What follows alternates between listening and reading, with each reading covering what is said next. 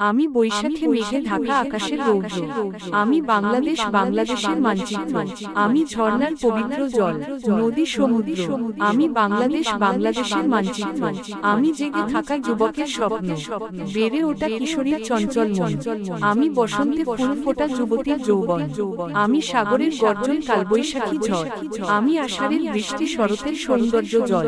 আমি বন্যায় ভেসে যাওয়া কৃষকের ফসল, আমি বন্যায় ভাষা দিশেহারা বিষাক্ত সাপ সাপে কাটা লাশ স্বজনের চিৎকার, আমি উৎসবে জবাই হওয়া অবুঝ পশুর রক্ত, আমি বাংলাদেশ বাংলাদেশের মানচিত্র, আমি মানুষের কষ্ট, শিশুর কান্না, আমি ক্ষুধার্ত মানুষের যন্ত্রণা, আমি দারিদ্র্য বাবার রাজপুত্র, আমি বাংলাদেশ বাংলাদেশের মানচিত্র, আমি শালিকের গান কোকিলের সুর শেয়ালের চিৎকার, আমি শকুনের বুঝো হওয়া লাশ একাত্তরের চিৎ, আমি একাত্তরের বুঝো হওয়া লাশ যুদ্ধের চিত্র, আমি বাংলাদেশ বাংলাদেশের মানচিত্র,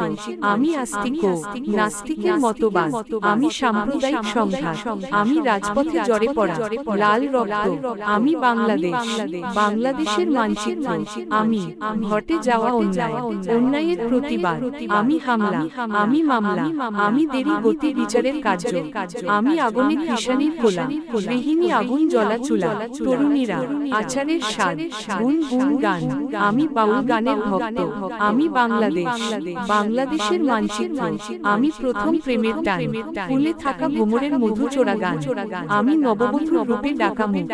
মিলনের অনুভূতি, স্বর্গীয় সুখ, আমি সঙ্গীতের নৃত্য, আমি বাংলাদেশ বাংলাদেশের মানচিত্র, আমি বাংলাদেশের জমি হিন্দু মুসলমান বৌদ্ধ খ্রিস্টান সবার জন্মভূমি, আমি শহরের ব্যস্ততা নদী নালা, আমি শহরের ব্যস্ততা নদী নালা খাল, আমি নৌকার মাঝি জেলের হাতের জাল, আমি ঘুমহীন বিছানায় জেগে থাকা কষ্টের রাত্র, আমি বাংলাদেশ বাংলাদেশের মানচিত্র,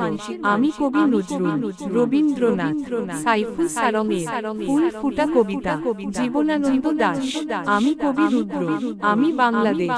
বাংলাদেশের মানচিত্র,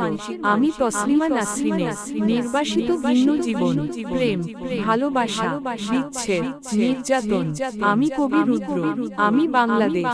বাংলাদেশের মানচিত্র, আমি বাংলার ইতিহাস, নাফ নদী ভেসে আসা সংখ্যালঘুর লাশ, আমি 3.5 হাত নারীর বাড়া হাত সারিতে না ঢাকা শরীরের অংশ, আমি একাত্তরের কাক শকুন শকুনের ফুটেন থাকা লাশের মাংস, আমি বীর মুক্তিযোদ্ধা মাটিতে মিশে থাকা শহীদের রক্ত, আমি বাংলাদেশ বাংলাদেশের মানচিত্র। এই কবিতার পরের অংশ পেতে পেজটি ফলো করুন, শেয়ার কমেন্ট করতে ভুলবেন না। সবাই সুস্থ থাকুন, ভালো থাকুন।